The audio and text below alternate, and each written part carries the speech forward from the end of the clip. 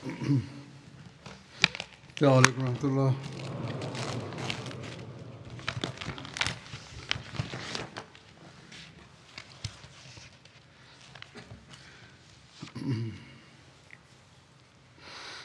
أشهد أن لا إله إلا الله وحده لا شريك له وأشهد أن محمدا عبده ورسوله أما بعد فأعوذ بالله من الشيطان الرجيم بسم الله الرحمن الرحيم الحمد لله رب العالمين الرحمن الرحيم مالك يوم الدين إياك نعبد وإياك نستعين اهدنا الصراط المستقيم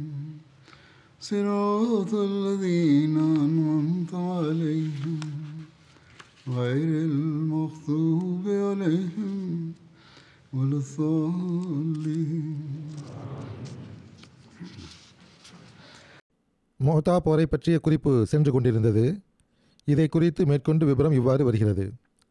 ஹஸ்ரத் நபியல் நாயகம் ஸல்லல்லாஹு அலைஹி வஸல்லம் அவர்கள் ஹஸ்ரத் அப்துல்லா பின் ரவாஹா அவர்களை வழி அனுப்பி வைத்தபோது ஹஸ்ரத் அப்துல்லா அவர்கள் அன்னாரிடம், அல்லாஹ்வின் தூதர் அவர்களே, தாங்கள் சார்பாக நினைவு வைத்துக்கொள்ளும் வகையில் எனக்கு ஏதேனும் கட்டளை இடுங்கள் என்று கேட்டுக்கொண்டார்கள். அதற்கு பெருமானார் ஸல்லல்லாஹு அலைஹி வஸல்லம் அவர்கள், நீங்கள் நாளை எவ்வாறான நகரை சென்றடைவீர்கள் என்றால் அங்கு குறைவாகத்தான் சஜிதா செய்யப்படுகின்றன, அங்கு நீங்கள் அதிகமாக சஜிதா செய்யுங்கள் என்றார்கள். இது மிக பெரும் அறிவுரையாகும். தற்காலத்தில் இங்கு நாம் வசிக்கின்ற நாடுகளிலும் இதே நிலைதான் காணப்படுகிறது. அல்லாஹ்வை மக்கள் மறந்துவிட்டார்கள். இக்காலகட்டத்தில் அஹ்மதிகள் தம் இறை வணக்கங்களின் பக்கம் மிக அதிகம் கவனம் செலுத்த வேண்டும். ஹஸ்ரத் அப்துல்லா அவர்கள், அல்லாஹ்வின் தூதர் அவர்களே, இன்னும் அறிவுரை கூறுங்கள் என்று கேட்டுக்கொண்டார்கள். அதற்கு பெருமானார் ஸல்லல்லாஹு அலைஹி வஸல்லம் அவர்கள், அல்லாஹ்வை நினைவு கூறுங்கள், இது நீங்கள் விரும்புகின்ற ஒவ்வொரு விவகாரத்திலும் உங்களுக்கு உதவி செய்யக்கூடியதாக இருக்கும் என்றார்கள். இறைவனை நினைவு கூறுவது மிகவும் அவசியமாகும். பிறகு ஹஸ்ரத் அப்துல்லா அவர்கள் செல்ல ஆரம்பித்தபோது மீண்டும் திரும்பி வந்து, அல்லாஹ்வின் தூதர் அவர்களே, அல்லாஹ் ஒருவனாவான், அவன் ஒற்றைப்படையை விரும்புகிறான் என்று கூறினார்கள். அதற்கு பெருமானார் ஸல்லல்லாஹு அலைஹி வஸல்லம் அவர்கள், நீங்கள் கேள்வி கேட்டுக்கொண்டே இருப்பீர்களா என்ன? இப்பொழுது நிறுத்திக் கொள்ளுங்களேன். நீங்கள் 10 நபர்களுடன் தீமை செய்துள்ளீர்கள் என்றாலும் கூட ஒருவருடன் நன்மை செய்வதை விட்டு நீங்கள் விலகிக் கொள்ளக்கூடாது என்றார்கள். அதாவது இந்த அளவு தீமைகளுக்கு பிறகும் அல்லாஹுக்காக நன்மை செய்தால், அல்லாஹுடைய அச்சம் உள்ளத்தில் இருந்தால் அல்லாஹ் மன்னித்து விடுவான். ஆகவே நன்மை செய்யக்கூடிய மக்களை அல்லாஹ் மன்னிக்கின்றான். அவனது அருள் மிகவும் விசாலமானது. நன்மை செய்ய வேண்டும் என்பதிலும் தீமையை விட்டு விலகியிருக்க வேண்டும் என்பதிலும் இயன்ற அளவு முயற்சி செய்யுங்கள் என்றார்கள். அதாவது ஒவ்வொரு முறையும் 10 தீமைகள் செய்துவிட்டு அதற்கு பிறகு ஒரு நன்மை செய்வது என்பது இதன் பொருள் அன்று. மாறாக உண்மையான முறையில் பாவ மன்னிப்பு கேட்கக்கூடியவர் அல்லாஹ்வின் அருளை பெறக்கூடியவராக ஆக வேண்டும் என்பதற்காக தீமைகளுக்கு பிறகு அந்த தீமைகளை விட்டு தப்பிப்பதற்கு முயற்சி செய்கிறார், நன்மை செய்கிறார். எவ்வாறு இருப்பினும் பெருமானார் ஸல்லல்லாஹு அலைஹி வஸல்லம் அவர்கள் ஹஸ்ரத் அப்துல்லா அவர்களிடம், நீங்கள் ஒரு நன்மையை செய்வதை விட்டும் விலகி இருக்கக்கூடாது என்று கூறியபோது ஹஸ்ரத் அப்துல்லா அவர்கள், அல்லாஹ்வின் தூதர் அவர்களே, இதற்கு பிறகு நான் எந்த கேள்வியும் கேட்க மாட்டேன் என்று கூறினார்கள். பெருமானார் ஸல்லல்லாஹு அலைஹி வஸல்லம் அவர்களால் நியமிக்கப்பட்ட தளபதிகளை மக்கள் வழி அனுப்பி வைத்தார்கள்.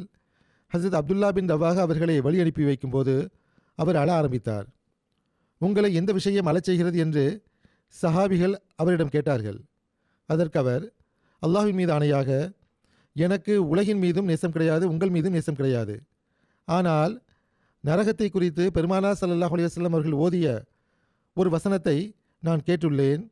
அது என்னவென்றால், வயிம் மின்கும் இல்லா வாரிதுஹா கான அலா ரப்பிக ஹத்மன் மக்தியா. உங்களுள் ஒவ்வொருவரின் மீதும் அது, அதாவது நரகம் இறங்கும். இது இறைவனின் விதிக்கப்பட்ட உறுதியான வாக்குறுதியாகும். அது என் மீது இறங்கிய பிறகு நான் திரும்பி வருவது எவ்வாறானதாக இருக்கும் என்று எனக்கு தெரியவில்லையே. இந்த சூழ்நிலைகள் தோன்ற உள்ளனவே என்றார்கள். அதற்கு முஸ்லிம்கள், அல்லாஹ் உங்களுடன் இருப்பானாக, அல்லாஹ் அதை உங்களை விட்டு நீக்குவானாக, அதாவது தீமைகளை உங்களை விட்டு நீக்குவானாக. நீங்கள் எங்கள் சார்பாக நல்லடியார்களாக திரும்பி வருவீர்கள் என்று வழி அனுப்பி வைத்த அனைவரும் துவா செய்தவாறு வழி அனுப்பி வைத்தார்கள். அம்மக்களிடம் இந்த அச்சம் இருந்தது. நம்பிக்கை கொண்டவர்களை குறித்து அல்லாஹ் கூறும்போது அவர்கள் நரகில் நுழைய மாட்டார்கள் என்று கூறியுள்ளான். ஆனால் இங்கு அதன் பொருள் காஃபிர்கள் சார்பாக கொடுக்கப்படும் துன்பத்தின் காரணமாக நம்பிக்கை கொண்டவர் நரகின் ஒரு பகுதியை இங்கு பார்ப்பார் என்பதாகும். இறந்த பிறகு உள்ள நரகம் அவர்களை விட்டு வெகு தொலைவில் வைக்கப்படும். சஹாபிகள் இந்த விஷயத்தை புரிந்து கொண்டவாறு, இந்த உலக துன்பங்களையும் அல்லாஹ் உங்களை விட்டு நீக்குவானாக, நீங்கள் எங்கள் சார்பாக நல்லடியார்களான நிலையில் திரும்பி வருவீர்கள், அல்லாஹ்வின் அருள் உங்களுடன் இருக்கட்டுமாக என்று கூறினார்கள். ஹஸ்ரத் அப்துல்லா பின் ரவாஹா அவர்கள் ஜும்ஆ தொழுகைக்கு பிறகு மதீனாவை விட்டு புறப்பட்டு சென்றார்கள் என்று எழுதப்பட்டுள்ளது.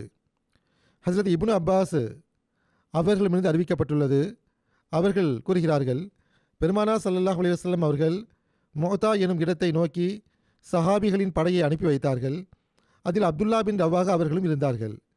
அது ஜும்ஆ நாளாக இருந்தது. படையில் இருந்த மற்ற அனைத்து சஹாபிகளும் புறப்பட்டு விட்டார்கள். அப்துல்லா பின் ரவாஹா அவர்களோ, நான் பின்தங்கிவிட்டு பெருமானார் ஸல்லல்லாஹு அலைஹி வஸல்லம் அவர்களுடன் ஜும்ஆ தொழுதுவிட்டு அவர்களோடு சேர்ந்து கொள்கிறேன் என்று கூறினார்கள். பிறகு அவர்கள் பெருமானார் ஸல்லல்லாஹு அலைஹி வஸல்லம் அவர்களுடன் ஜும்ஆ தொழுதார்கள். அன்னார் இவர்களை கண்டபோது, உங்களுடைய தோழருடன் செல்ல விடாமல் உங்களை தடுத்தது எது என்று கேட்டார்கள். அதற்கு அவர்கள், என்னுடைய விருப்பம்தான், நான் தங்களுடன் ஜும்ஆ தொழ வேண்டும் என்றும் பிறகு படையுடன் சேர்ந்து கொள்ளலாம் என்றும் விரும்பினேன் என்றார்கள். அதற்கு பெருமானார் ஸல்லல்லாஹு அலைஹி வஸல்லம் அவர்கள், பூமியில் எதுவெல்லாம் இருக்கின்றனவோ அவை அனைத்தையும் நீங்கள் செலவு செய்தாலும் எவர்கள் இந்த போருக்காக புறப்பட்டு விட்டார்களோ அவர்களுக்கு கிடைத்த அருளை உங்களால் பெற முடியாது என்றார்கள். அதாவது, நான் போர்ப்படையை அனுப்பி வைத்துவிட்டேன், நான் ஜும்ஆ தொழுவேன் என்று நீங்கள் கூறியிருக்காமல் உடனடியாக நீங்கள் புறப்பட்டிருக்க வேண்டியது உங்கள் மீது கடமையாகும் என்றார்கள். ஹஸ்ரத் காலித் பின் வலீத் அவர்கள் முதல் முறையாக முஸ்லிம்களுடன் சேர்ந்து கொண்டு போர் செய்த குறிப்பும் காண கிடைக்கிறது. ஹஸ்ரத் காலித் பின் வலீத் அவர்கள் பிரபலியமான குதிரை வீரராக இருந்தார்கள். அவர்களும் இப்போது இந்த படையில் சாதாரண ஒரு போர் வீரராக இருந்தார்கள். பெருமானார் ஸல்லல்லாஹு அலைஹி வஸல்லம் அவர்கள் இந்த படையை ஒன்று திரட்டிய போது ஹஸ்ரத் காலித் அவர்கள் இஸ்லாத்தை ஏற்றுக்கொண்டு 3 மாதங்கள் தான் ஆகியிருந்தன. முஸ்லிம்கள் மதீனாவில் இருந்து கொஞ்ச தூரம் சென்ற பிறகு எதிரிகளுக்கு இவர்களை பற்றி செய்தி கிடைத்து விட்டிருந்தது. அவர்கள் முஸ்லிம்களை எதிர்கொள்வதற்காக ஆயத்தங்களை மேற்கொண்டிருந்தார்கள். மதீனத்து முனாஃபிக்குகளும் யூதர்களும் முஸ்லிம்கள் ஒன்று கூடுவதையும் முஸ்லிம்கள் சிரியாவை நோக்கி அணிவகுத்து செல்லக்கூடிய செய்தியையும் பரப்பியிருந்தார்கள். அதன் மூலமாக முஸ்லிம்களை எதிர்கொள்ள இருந்த கிறிஸ்தவர்கள் தம்மை காப்பாற்றிக் கொள்வதற்கான வழிவகையை செய்து கொள்ள வேண்டும் என்பதற்காக ஷுரஹ்பீல் பின் அம்ரு என்பவன் அரேபியாவுடன் இணைந்திருந்த சிரியாவின் தெற்கு பகுதியில் ரோமானியர்களின் கவர்னராக இருந்தான். மதீனாவில் உள்ள ரோமானிய ஒற்றர்கள் மூலமாக இந்த படை புறப்பட்ட செய்தி அவனுக்கு கிடைத்திருந்தது. முஸ்லிம்கள் சிரியாவை நோக்கி அணிவகுத்து வந்து கொண்டிருக்கிறார்கள் என்ற செய்தியை அவன் ரோமானியர்களுக்கு தெரிவிப்பதற்காக ஆட்களை அனுப்பியிருந்தான். பிறகு சிரியாவின் தெற்கு பகுதியில் ரோமானியர்களின் நட்பு கோத்திரங்களிலிருந்து படையை ஒன்று திரட்ட ஆரம்பித்திருந்தான். இஸ்லாமிய படையை பற்றிய தகவல் அறிந்து கொள்வதற்காக அவன் அப்போதே சில நபர்களுடன் தம்முடைய சகோதரனை முன்கள படையாக அனுப்பி வைத்திருந்தான். இன்னொரு புறம் ஷுரஹ்பீல் பின் அம்ரு 1,00,000 விட அதிகமான நபர்களை கொண்ட படையை ஆயத்தம் செய்திருந்தான் என்றும் எழுதப்பட்டுள்ளது. முஸ்லிம்கள் வாதியுல் குராவை சென்றடைந்த போது ஷுரஹ்பீல் தன்னுடைய சகோதரனான சதூஸை 50 முஷ்ரிக்குகளுடன் அனுப்பி வைத்தான். அவர்கள் முஸ்லிம்களுடன் போர் செய்தார்கள். சதூஸுடைய கூட்டாளிகளுக்கு தோல்வி ஏற்பட்டது. சதூஸும் கொல்லப்பட்டான். முஸ்லிம்கள் முன்னேறி சென்றார்கள். சிரியாவில் உள்ள மஆன் எனும் பகுதியை சென்றடைந்தார்கள். இந்த இடம் மோதாவுக்கு முன்னால் வருகிறது. எதிரிகளுடைய பெரும் எண்ணிக்கையை குறித்தும் அவர்கள் ஒன்று கூடி இருப்பதை குறித்தும் சஹாபிகளுக்கு இந்த இடத்தில்தான் தெரிய வந்தது. ஹிர்கல் அரசன் 1,00,000 ரோமானியர்களுடன் பல்கா பகுதியில் மஆபு எனும் இடத்திற்கு வந்திருந்த செய்தியும் கிடைத்தது. பல்வேறு கோத்திரங்களைச் சார்ந்த 1,00,000 அரேபியர்களும் அவனுடன் சேர்ந்து விட்டிருந்தார்கள். அல்லாமா ஜுர்கானி கூறுகிறார்கள், 1,00,000 பேரை கொண்ட படை என்பது ஷுரஹ்பீல் ஒன்று திரட்டிய படையாக இருக்கவும் வாய்ப்புள்ளது. முஸ்லிம்கள் மஆன் எனும் இடத்தில் 2 இரவுகளை கழித்தார்கள்.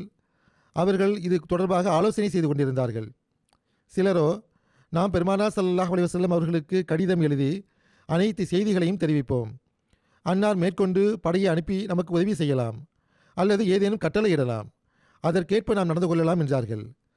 அப்போது ஹசரத் அப்துல்லா பின் ரவாஹா அவர்கள் முன்னேறி செல்லுமாறு தைரியமூட்டினார்கள்.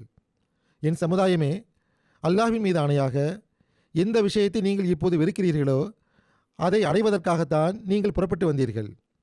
நீங்கள் ஷஹாதத்தை பெற வேண்டும் என்று விருப்பம் கொண்டுதான் புறப்பட்டு வந்தீர்கள். நாம் மக்களுடைய எண்ணிக்கையை கண்டோ அல்லது ஆற்றலை கண்டோ ஜிஹாது செய்வது கிடையாது. நம்முடைய ஜிஹாது எண்ணிக்கையின் காரணமாக நடப்பது கிடையாது அல்லது ஆற்றலை கண்டு நடப்பது கிடையாது. மாறாக இறைவன் நமக்கு கண்ணியம் அளித்த அந்த உண்மையான மார்க்கத்துடன் நாம் அவர்களுடன் போர் செய்கின்றோம். ஆகவே நீங்கள் முன்னேறி செல்லுங்கள். 2 நன்மைகளில் ஒன்று உங்களுக்கு கிடைத்துவிடும், வெற்றி அல்லது ஷஹாதத்து. இந்த 2 அந்தஸ்துகளும் மோசமானது ஒன்றும் கிடையாது என்றார்கள். இறைவன் மீது ஆணையாக, இப்னு ரவாஹா உண்மையை சொன்னார் என்று சஹாபா பெருமக்கள் கூறினார்கள். பிறகு சஹாபா பெருமக்கள் முன்னேறி சென்றார்கள். துஹூமுல் பல்காவை சென்றடைந்த போது அவர்கள் ஹீர்களுடைய படையை சந்தித்தார்கள். அந்த படை ரோமானியர்கள் மற்றும் அரேபியர்களை உள்ளடக்கியதாக இருந்தது. இந்த குடியிருப்பு பல்காவுடைய குடியிருப்புகளில் ஒன்றாக இருந்தது. அது மஷாரிஃப் என்றும் அழைக்கப்பட்டது. எதிரி நெருங்கி வந்தபோது முஸ்லிம்கள் மோதா என்று அழைக்கப்பட்ட இடத்தை நோக்கி நகர்ந்து விட்டார்கள். அங்குதான் உண்மைக்கும் பொய்யுக்கும் இடையில் போர் நடைபெற்றது. முஸ்லிம்கள் முஷ்ரிக்குகளை எதிர்கொள்வதற்காக ஆயத்தங்களை மேற்கொண்டார்கள். ஹசரத் அபூ ஹுரைரா அவர்கள் இந்த போரில் கலந்து கொண்டார்கள். அவர்கள் அறிவிக்கிறார்கள், எதிரி எங்களை நெருங்கிய போது நாங்கள் இந்த அளவு எண்ணிக்கையையும் இந்த அளவு சிறந்த ஏற்பாட்டையும் ஆயுதங்களையும் குதிரைகளையும் பட்டு துணிகளையும் தங்கங்களையும் ஒருபோதும் கண்டது கிடையாது. எந்த அளவுக்கென்றால் எனது கண்கள் அதை பார்த்து நிலைகுத்தி நின்றன. ஹசரத் சாபித் பின் அக்ரம் அவர்கள் என்னிடம், அபூ ஹுரைராவே, நீங்கள் பெரும் படையை பார்க்கிறீர்களா என்று கேட்டார்கள். அதற்கு நான் ஆம் என்றேன். நீங்கள் எங்களுடன் பத்ர் போரில் கலந்து கொள்ளவில்லை, நாங்கள் அதிக எண்ணிக்கையின் காரணமாக அதில் வெற்றி பெறவில்லை என்றார்கள். இப்னு இஸ்ஹாக் அவர்கள் இவ்வாறு எழுதுகிறார்கள், முஸ்லிம்கள் முஷ்ரிக்குகளுக்காக ஆயத்தங்களை மேற்கொண்டார்கள்.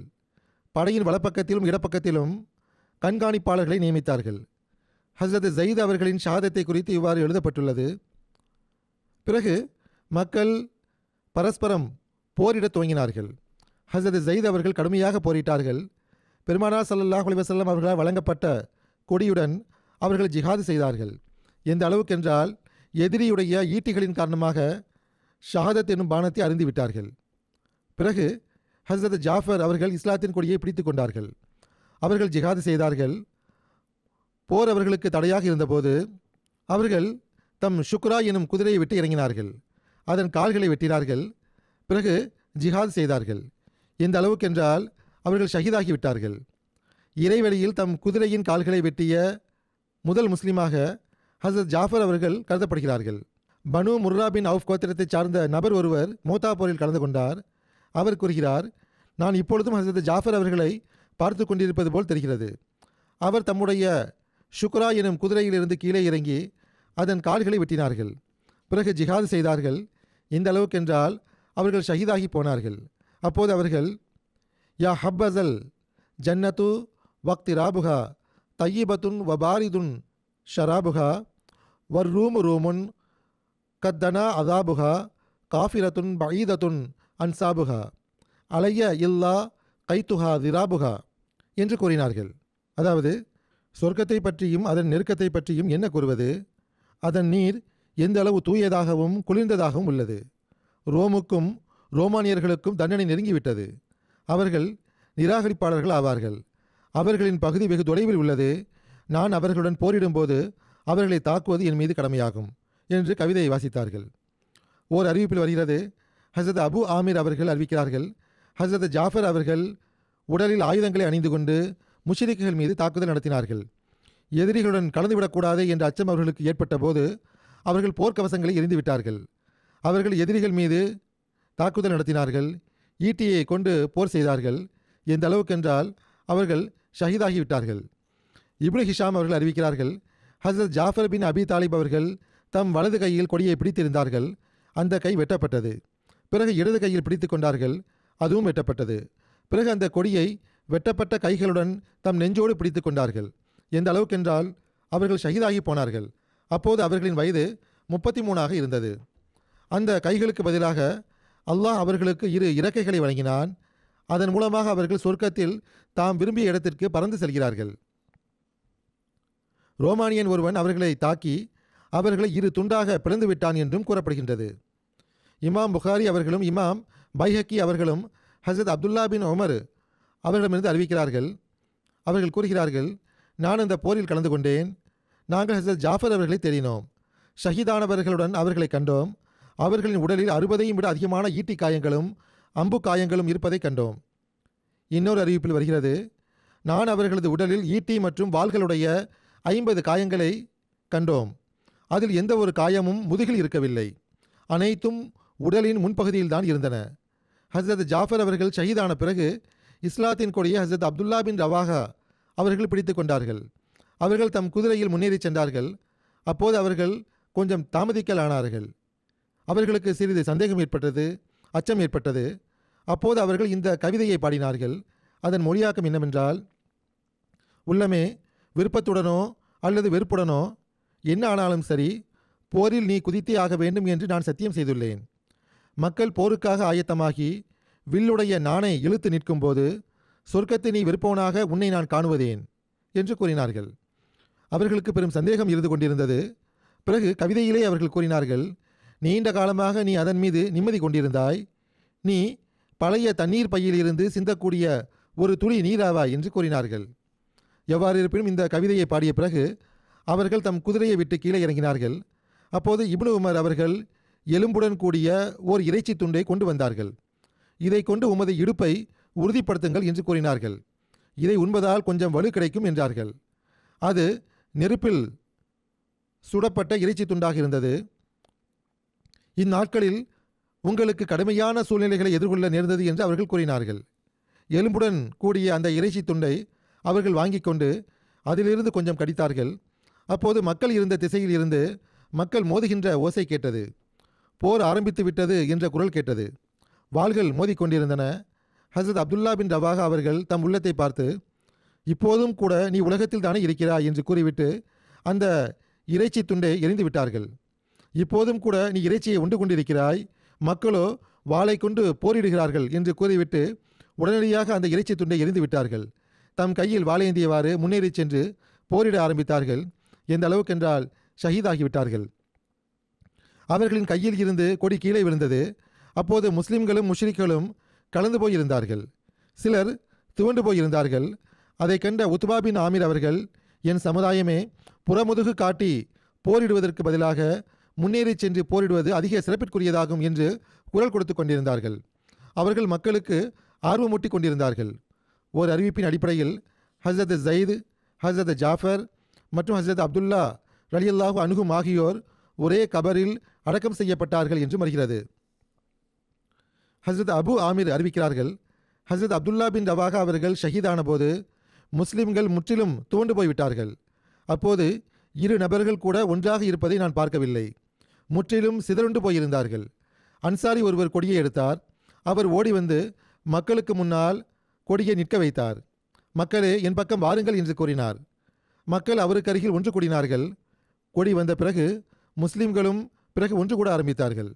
முஸ்லிம்களுடைய எண்ணிக்கை அதிகரித்த போது அவர் ஹசரத் ஹாலித் பின் வலீத் அவர்களிடம் சென்று இதை வாங்கிக் கொள்ளுங்கள் என்று கூறினார். ஹசரத் ஹாலித் பின் வலீத் அவர்கள் அவரிடம், நீங்கள் அதிக தகுதியுடையவர் என்று கூறினார்கள். அப்போது அந்த அன்சாரி, அல்லாஹ்வின் மீது ஆணையாக நான் உங்களுக்காகத்தான் இதை கொண்டு வந்தேன் என்று கூறினார். எவ்வாறு இருப்பினும் ஹசரத் ஹாலித் பின் வலீத் அவர்களின் தலைமையில் முஷ்ரிக்களுக்கு தோல்வி கிடைத்தது பற்றியும் அல்லாஹ் தன்னுடைய தூதர் ஸல்லல்லாஹு அலைஹி வஸல்லம் அவர்களுக்கு வெற்றியை பற்றிய செய்தி கொடுத்தது தொடர்பாகவும் இவ்வாறு எடுத்துரைக்கப்பட்டுள்ளது.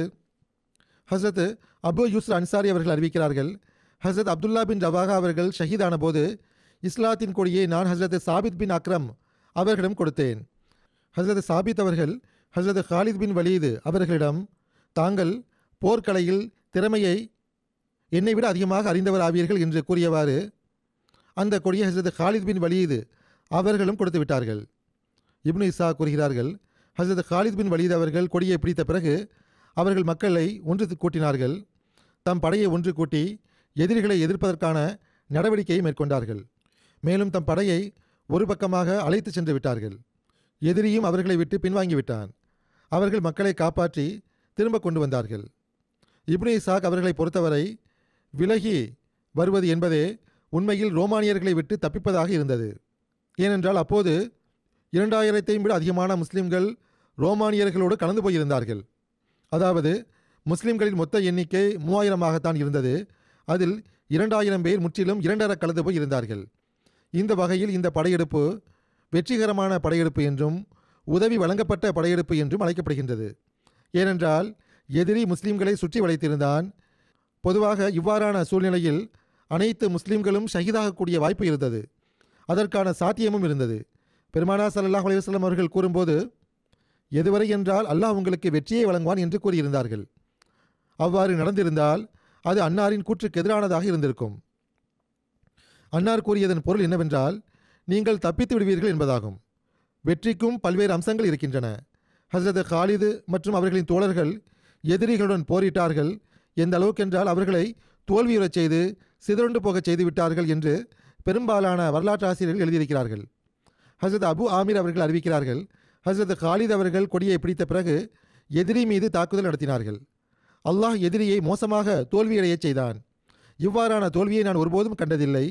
எந்த அளவுக்கென்றால் முஸ்லிம்கள் தாங்கள் விரும்பியபடி எதிரியை கொன்று குவித்தார்கள். இவ்வாறும் அறிவிப்பில் வருகிறது. இன்னொரு அறிவிப்பில் ஹஸ்ரத் காலித் அவர்களின் நுட்பமான செயலை குறித்தும் நுட்பமான போர் நடவடிக்கையை குறித்தும் இவ்வாறு வருகிறது.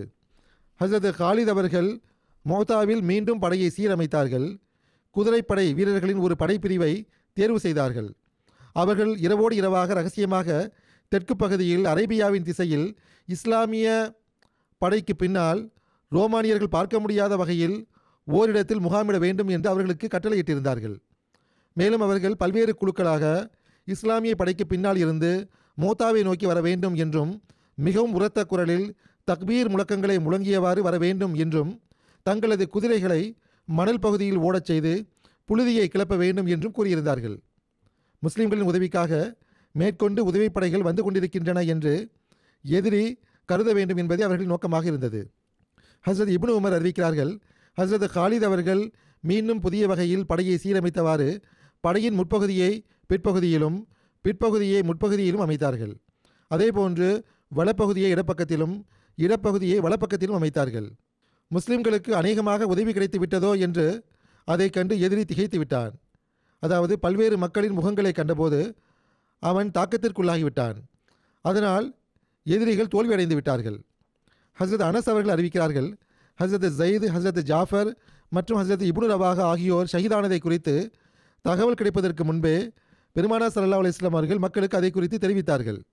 பெருமானார் ஸல்லல்லாஹு அலைஹி வஸல்லம் அவர்கள் கூறினார்கள், ஜெயிது கொடியை பிடித்தார், அவர் ஷஹீதாகிவிட்டார். பிறகு ஜாஃபர் கொடியை வாங்கினார், அவரும் ஷஹீதாகிவிட்டார். பிறகு இப்னு ரவாஹா கொடியை வாங்கினார், அவரும் ஷஹீதாகிவிட்டார். அன்னாருடைய கண்களில் இருந்து கண்ணீர் வடிந்து கொண்டிருந்தது. அன்னார் கூறினார்கள், எந்த அளவுக்கென்றால் அல்லாஹ்வின் வாள்களில் ஒன்று அந்த கொடியை வாங்கி கொண்டது. அல்லாஹ் அவர்களுக்கு வெற்றியை வழங்கினான். இது புகாரியுடைய அறிவிப்பாகும். ஹஸ்ரத் அபு கத்தாதா அவர்கள் அறிவிக்கிறார்கள், பிறகு பெருமானார் ஸல்லல்லாஹு அலைஹி வஸல்லம் அவர்கள் தம் அருளுக்குரிய விரலை உயர்த்தியவாறு, அல்லாஹ்வே, இவர் உன்னுடைய வாள்களுள் ஒரு வாள் ஆவார், நீ இவருக்கு உதவி செய்வாயாக என்று கூறினார்கள். அந்நாளில் இருந்து ஹஸ்ரத் காலித் பின் வலீத் அவர்கள் சைஃபுல்லாஹ் என்று அழைக்கப்பட்டார்கள், அதாவது அல்லாஹுடைய வாள் என்று. ஓர் அறிவிப்பின் அடிப்படையில் இந்த போர் 7 நாட்கள் வரை தொடர்ந்து கொண்டிருந்தது. ஹஸ்ரத் முஸ்லிம் மவ்ஊத் ரலியல்லாஹு அன்ஹு அவர்களும் இது தொடர்பாக எடுத்துரைத்துள்ளார்கள். அன்னார் கூறுகிறார்கள், கிறிஸ்தவர்களை எதிர்த்து போரிட புறப்பட்ட முஸ்லிம்களின் முதற் போர்ப்படையாகும் இது.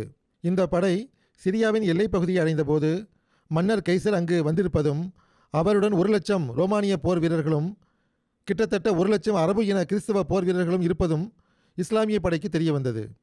இதனால் முஸ்லிம்கள் தாங்கள் சென்று கொண்டிருந்த வழியில் தங்கி இந்த செய்திகளை ஹஸ்ரத் நபிகள் நாயகம் ஸல்லல்லாஹு அலைஹி வஸல்லம் அவர்களுக்கு அறிவிக்க விரும்பினார்கள். ஏனென்றால் இந்த செய்திகள் கிடைத்ததும் பெருமானார் ஸல்லல்லாஹு அலைஹி வஸல்லம் அவர்கள் இன்னும் அதிகமான உதவிகளை அனுப்ப நினைத்தால் இங்கு அனுப்பிவிடலாம், அல்லது ஏதாவது கட்டளையிட வேண்டியிருந்தால் அது குறித்து இங்கு தகவல் அனுப்பலாம் என்பதற்காக அங்கு தங்க நினைத்தார்கள். இது குறித்து ஆலோசனை நடந்து கொண்டிருந்த போது அப்துல்லா பின் ரவாஹா அவர்கள் மிகுந்த தீரத்துடன் எழுந்து நின்று, மக்களே, நீங்கள் இறைவழியில் உயிர் தியாகம் செய்வதற்காக உங்கள் வீடுகளிலிருந்து புறப்பட்டீர்கள். நீங்கள் எதற்காக புறப்பட்டீர்களோ இப்பொழுது அதற்கு தயங்குகிறீர்கள். நாம் இதுவரை நம்முடைய எண்ணிக்கை, நம்முடைய பெரும்பான்மை, நம்முடைய வலிமை ஆகியவற்றின் காரணமாக எதிரிகளுடன் போர் செய்து கொண்டிருக்கவில்லை. இறைவன் தனது அருளால் நமக்கு வழங்கிய மார்க்கத்திற்கு உதவி செய்வதற்காகவே நாம் இதுவரை எதிரிகளுடன் போர் செய்து கொண்டிருந்தோம்.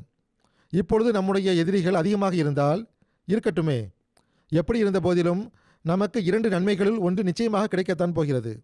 ஒன்று, நாம் இந்த போரில் வெற்றியடைவோம், அல்லது நாம் இறைவழியில் உயிர் தியாகம் செய்தவர்களாவோம் என்று கூறினார்கள். மக்கள் அவர்கள் கூறியவற்றை கேட்டு இப்னு ரவாஹா அவர்கள் முற்றிலும் சரியானதை கூறியுள்ளார்கள் என்றார்கள். இதன் பிறகு உடனே படை புறப்படுமாறு கட்டளையிடப்பட்டது. முஸ்லிம்கள் முன்னேறி சென்றபோது ரோமானிய படை அவர்களை நெருங்கி வந்து கொண்டிருப்பதை கண்டபோது மோத்தா எனுமிடத்தில் தங்களின் படை அணிவகுப்பை அவர்கள் செய்து கொண்டனர். உடனே போர் தொடங்கிற்று. போர் தொடங்கி சிறிது நேரத்தில் முஸ்லிம்களின் தளபதியாக இருந்த ஜெயித் பின் ஹாரிசா அவர்கள் ஷஹீதானார்கள். அப்போது இஸ்லாத்தின் போர்க்கொடியை ஹஸ்ரத் நபியல்லாஹிம் ஸல்லல்லாஹு அலைஹி வஸல்லம் அவர்களின் தந்தையின் சகோதரரின் மகனாகிய ஜாஃபர் பின் அபி தாலிப் அவர்கள் தங்கள் கையில் எடுத்துக்கொண்டு படைக்கு கட்டளையிடும் பொறுப்பை ஏற்றுக்கொண்டார்கள். எதிரிகளின் படை பெரும் திரளாக முன்னேறி கொண்டிருப்பதையும் மிக குறைவாக இருக்கும் முஸ்லிம்களால் அவர்களின் தாக்குதல்களை சமாளிக்க முடியாது என்பதையும் கண்ட முஸ்லிம் படையின் தளபதி ஜாஃபர் பின் அபி தாலிப் அவர்கள் குதிரையில் இருந்து கீழே குதித்து தங்கள் குதிரையின் கால்களை துண்டித்து விட்டார்கள். அவர்கள் இவ்வாறு செய்ததன் பொருள், யார் எதை செய்தாலும் நான் இந்த போர்க்களத்தை விட்டு வெருண்டோட மாட்டேன், மாறாக நான் மரணத்தை விரும்புவேன், ஆனால் இங்கிருந்து வெருண்டோடுவதை விரும்ப மாட்டேன் என்பதாகும். ஆள் இல்லாத குதிரைகள் இங்குமங்குமாக ஓடிச் சென்று படையில் அழிவை ஏற்படுத்திவிடக்கூடாது என்பதற்காக அரபு மக்கள் அவற்றின் கால்களை துண்டித்து விடுவது அவர்களின் வழக்கமாக இருந்தது. ஆகவே குதிரையை விட்டு இறங்குவதுடன் அதன் கால்களையும் விட்டு விடுவார்கள். சிறிது நேரம் போர் செய்த பிறகு ஜாஃபர் பின் அபி தாலிப் அவர்களின் வழக்கை துண்டிக்கப்பட்டது. அப்போது அவர்கள் இடக்கையால் அந்த கொடியை பிடித்து கொண்டார்கள். பின்னர் அவர்கள் இடக்கையும் துண்டிக்கப்பட்ட போது அவர்கள் தங்களுடைய 2 கைகளின் எஞ்சிய பகுதிகளால் அந்த கொடியை தங்கள் நெஞ்சோடு அணைத்து பிடித்து கொண்டு அவர்கள் ஷஹீதாகும் வரை போர்க்களத்தில் நின்று கொண்டிருந்தார்கள். அப்போது அப்துல்லா பின் ரவாஹா அவர்கள் ஹஸ்ரத் நபியல்லாஹிம் ஸல்லல்லாஹு அலைஹி வஸல்லம் அவர்களின் கட்டளைக்கேற்ப அந்த கொடியை பிடித்து கொண்டார்கள். இவர்களும் பகைவர்களுடன் போர் செய்து கொண்டிருக்கையில் ஷஹீதானார்கள். அந்த நேரத்தில் முஸ்லிம்கள் ஆலோசனை செய்து தங்களில் ஒருவரை தங்கள் தளபதியாக நியமித்துக் கொள்வதற்கு சிறிதும் அவகாசம் அவர்களுக்கு கிடைக்கவில்லை. எதிரிகள் மிக அதிகமானவர்களாக இருந்ததால் முஸ்லிம்கள் போர்க்களத்தில் இருந்து பின்வாங்கி விடுவார்கள் போல் தோன்றியது. அப்போது காலித் பின் வலீத் அவர்கள் நண்பர் ஒருவரின் வேண்டுகோளுக்கு இணங்க அந்த கொடியை பிடித்து கொண்டு பொழுதடையும் வரை பகைவர்களை எதிர்த்து போர் செய்து கொண்டிருந்தார்கள். மறுநாள் காலித் பின் வலீத் அவர்கள் களைப்படைந்தும் காயமடைந்தும் இருந்த தம் படையை அழைத்து கொண்டு எதிரிகளை எதிர்த்து போரிட ஆயத்தமானார்கள். அன்று அவர்கள் விவேகமான ஒரு செயலை செய்தார்கள். அதாவது, படையின் முற்பகுதியை பிற்பகுதிக்கும், பிற்பகுதியை முற்பகுதிக்கும், வலப்பகுதியை இடப்பகுதிக்கும், இடப்பகுதியை வலப்பகுதிக்குமாக மாற்றிவிட்டார்கள். அதன் பிறகு முஸ்லிம்களுக்கு மேலும் உதவிகள் கிடைத்து விட்டனவென்று எதிரிகள் நினைக்கும் வகையில் முழக்கங்களை எழுப்பினார்கள். இதனால் அச்சமுற்ற எதிரிகள் போர்க்களத்தில் இருந்து பின்வாங்கி சென்று விட்டார்கள். காலித் பின் வலீத் அவர்கள் இஸ்லாமிய படையை காப்பாற்றி திருப்பிக் கொண்டு வந்தார்கள். எதிரி தானே பின்வாங்கி விட்டான். அவர்கள் பின்தொடர்ந்து வரவில்லை. எவ்வாறு இருப்பினும் முஸ்லிம்களும் அவர்களை கண்டு அஞ்சவில்லை. மாறாக எதிரியை பின்வாங்கி விலகிச் சென்று விட்டான். ஹஸ்ரத் நபியல்லாஹிம் ஸல்லல்லாஹு அலைஹி வஸல்லம் அவர்களுக்கு இறைவன் வஹி மூலம் இந்த சம்பவத்தை பற்றி அதே நாளில் அறிவித்து விட்டான். உடனே அவர்கள் அறிவிப்பு செய்து எல்லா முஸ்லிம்களையும் பள்ளிவாசலில் ஒன்று கூட்டினார்கள். அன்னார் சொற்பொழிவு மேடையில் ஏறியபோது அன்னாரின் கண்களிலிருந்து கண்ணீர் வழிந்து கொண்டிருந்தது. மக்களே, இந்த போருக்கு சென்ற அந்த படையை பற்றிய செய்தியை நான் உங்களுக்கு கூறப்போகிறேன்.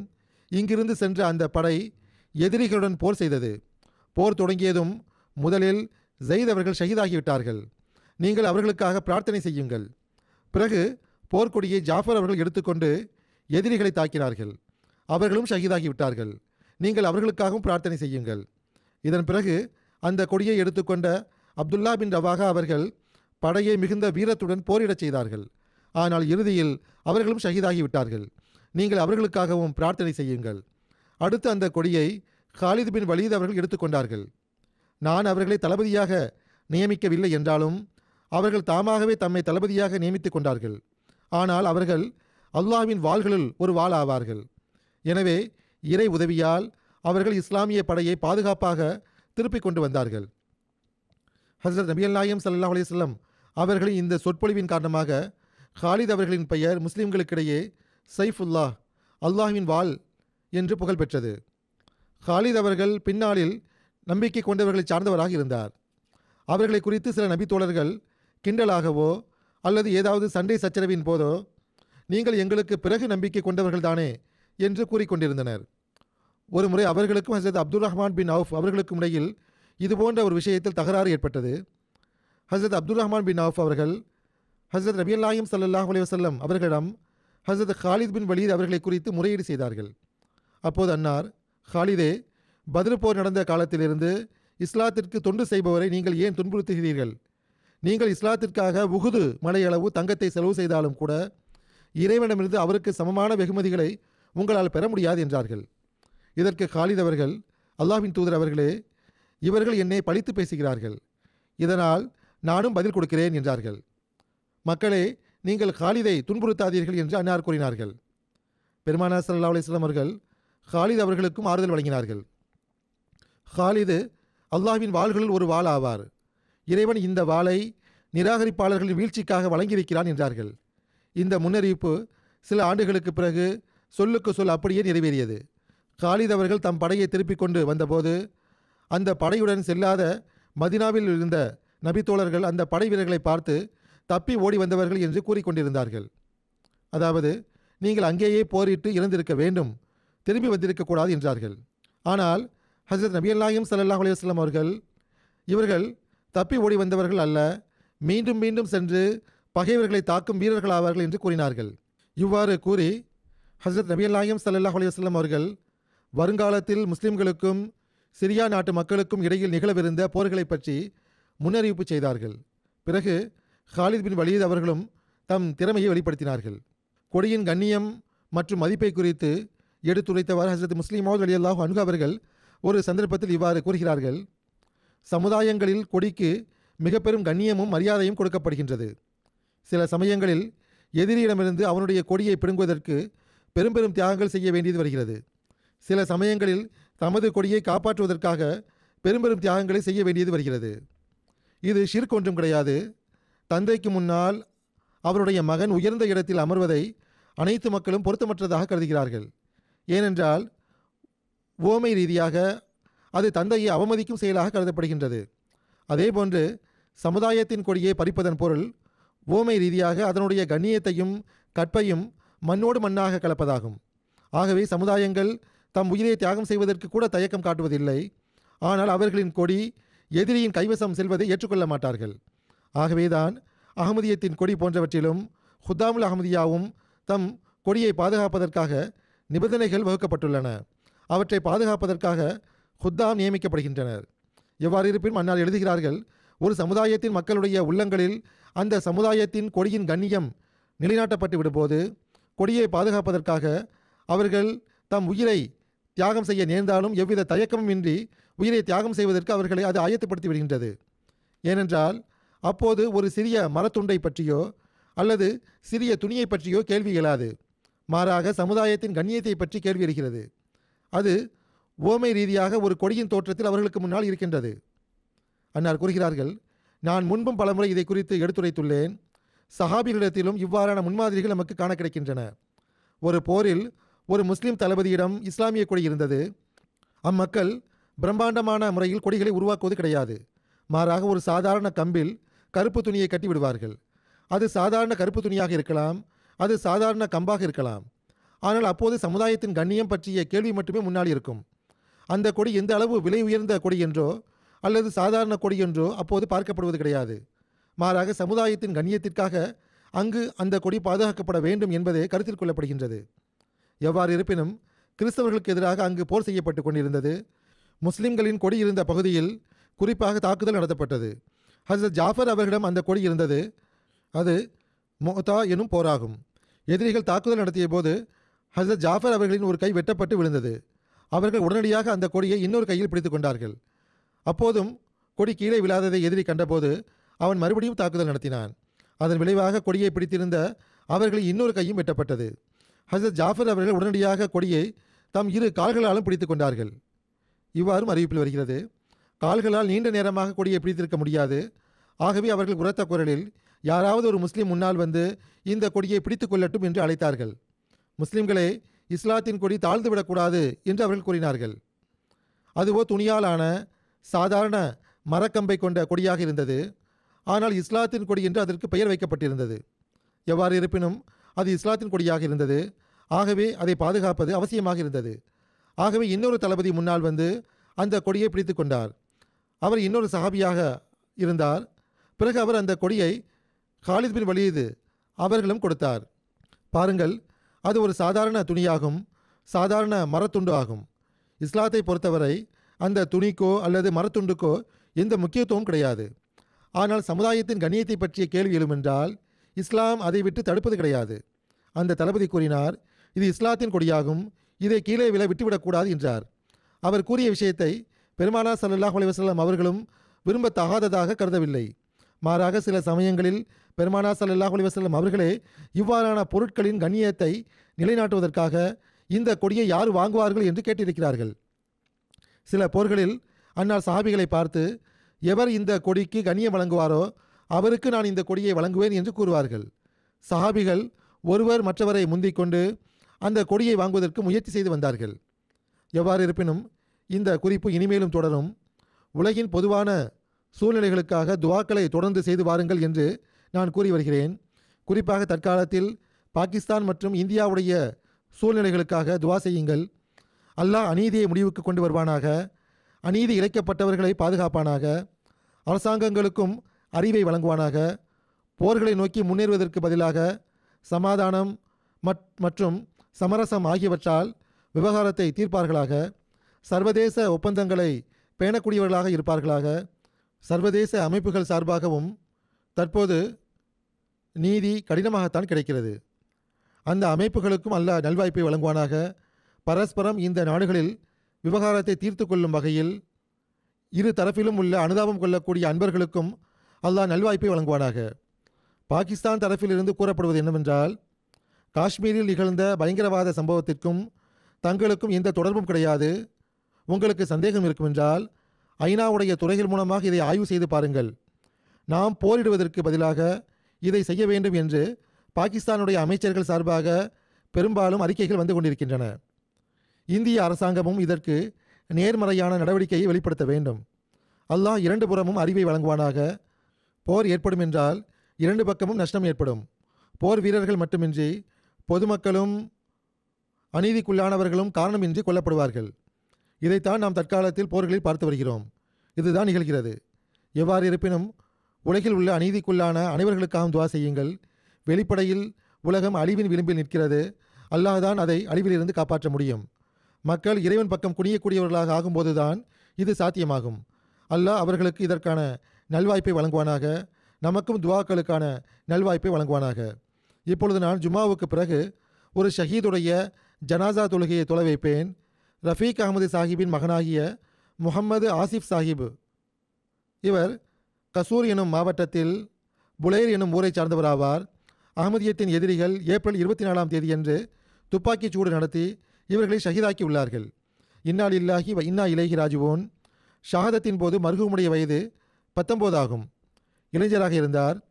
விபரத்தின் அடிப்படையில் சம்பவம் நிகழ்ந்த நாளின் இரவு ஏறக்குறைய 10:45 மணிக்கு முகமது ஆசிஃப் சாஹிப் அவர்கள் பக்கத்து வீட்டைச் சார்ந்த அஸ்னான் அகமதி எனும் அகமதி அன்பருடன் மோட்டார் சைக்கிளில் ஊருக்கு வெளியே உள்ள ஒரு கடையில் சில வீட்டுப் பொருட்களை வாங்குவதற்காக சென்றிருந்தார். ஊரில் உள்ள கடைக்காரர்கள் பைக்காட் செய்திருந்தார்கள். ஆகவே பொருட்களை வாங்குவதற்கு வெளியே செல்ல வேண்டிய நிலை இருந்தது. வீட்டிலிருந்து ஏறக்குறைய 100 மீட்டர் தொலைவில் அகமதியத்தின் எதிரிகள் வழியில் சந்தர்ப்பத்திற்காக ஏற்கனவே காத்திருந்தனர். அவர்கள் இவ்விருவரின் மீதும் துப்பாக்கிச் சூடு நடத்தியிருக்கிறார்கள். முகமது ஆசிஃப் சாஹிப் அவர்களின் வலது தோள் பக்கம் இடுப்பு பகுதியில் குண்டு துளைத்து மறுபுறம் சென்று விட்டது. இன்னொரு காதிமான அஸ்னான் அகமதுக்கு இடது காலில் குண்டடிப்பட்டுள்ளது. தாக்குதல் நடத்தியவர்கள் அந்த சம்பவத்திற்கு பிறகும் அச்சத்தை ஏற்படுத்துவதற்காக சுட்டுக்கொண்டே இருந்தார்கள். நம்முடைய அந்த இரு காதிம்களும் காயமடைந்திருந்த நிலையிலும் துணிவுடன் செயல்பட்டவாறு மோட்டார் சைக்கிள் ஓட்டியவாறே அங்கிருந்து வெளியேறி இருக்கிறார்கள்.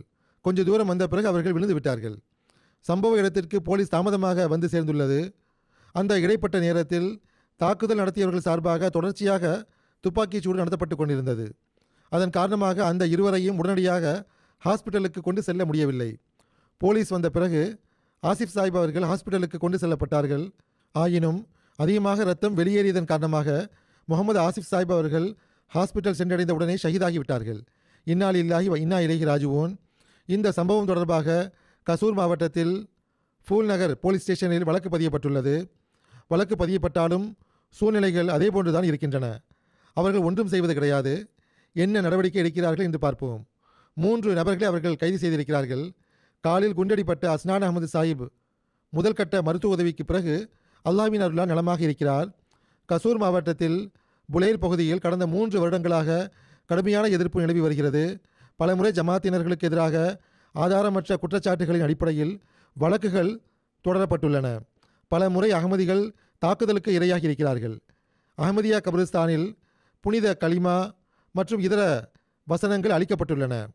அந்த ஊரில் முழுமையான பைக்காட் நிலை காணப்படுகின்றது. கடைகளில் இருந்து பொருட்களை வாங்குவதற்கு கட்டுப்பாடுகள் இருப்பது மட்டுமின்றி ஊரில் உள்ள பொது வாட்டர் ஃபில்ட்ரேஷன் பிளான்ட்டில் இருந்தும் தண்ணீர் எடுப்பதற்கு அனுமதி கிடையாது.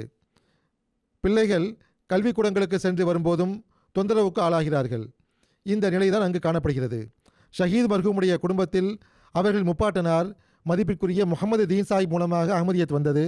அவர்கள் 1934 இரண்டாவது ஹிலாஃபத்துடைய அருளுக்குரிய காலகட்டத்தில் காதியான் சென்று ஆண்டு மாநாட்டின் சந்தர்ப்பத்தில் பைய செய்தார்கள்.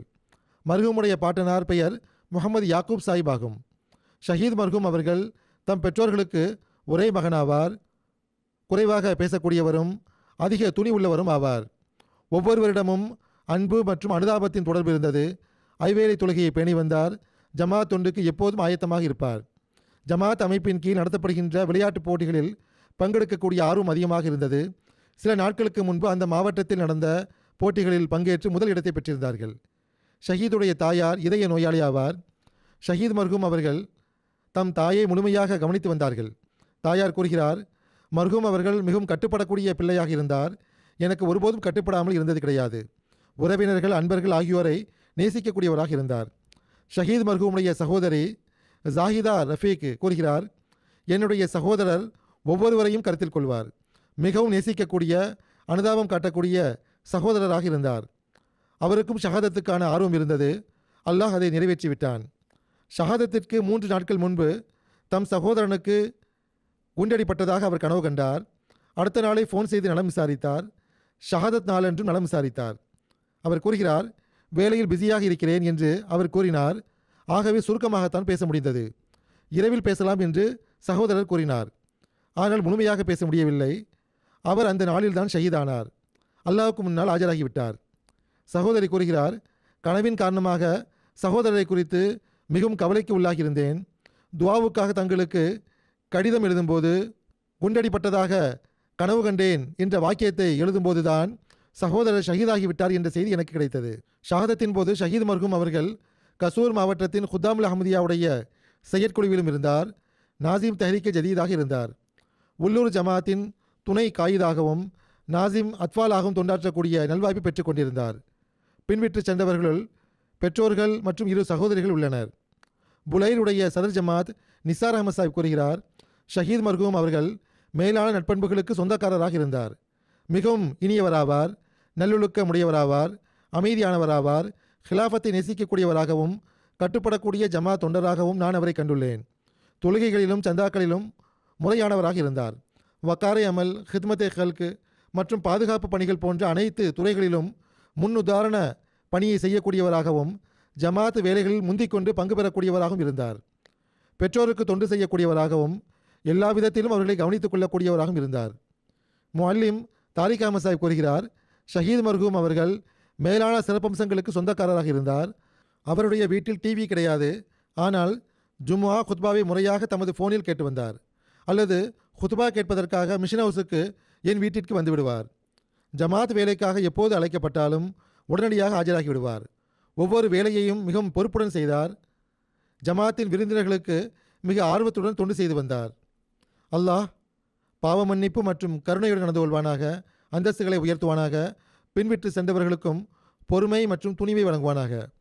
பாகிஸ்தானில் இவ்வாறு பயங்கரவாதம் செய்யக்கூடியவர்களுக்கும் ஜமாத்தை எதிர்க்கக்கூடியவர்களுக்கும் தைரியம் அதிகரித்து கொண்டே செல்கிறது.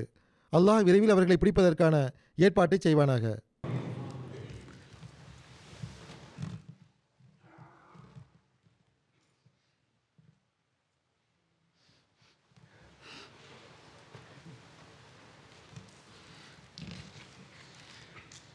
الحمد لله